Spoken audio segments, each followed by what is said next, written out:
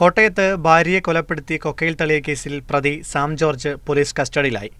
കുറുവിലങ്ങാട് പ്രദേശത്ത് പോലീസ് പ്രതിയുമായി തെളിവെടുപ്പ് നടത്തി. കോട്ടയം നഗരത്തിലെ ശാസ്ത്രി റോഡിൽ പ്രതി ഉപേക്ഷിച്ച കാർ പോലീസ് കണ്ടെത്തി. സംഭവസ്ഥലത്തും പ്രതിയുമായി പോലീസ് തെളിവെടുപ്പ് നടത്തി. പ്രതിയായ സാം ജോർജ് ഭാര്യ ജെസ്സിയെ ശ്വാസം മുട്ടിച്ച് കൊലപ്പെടുത്തി കൊക്കയിൽ തള്ളിയെന്നാണ് കേസ്.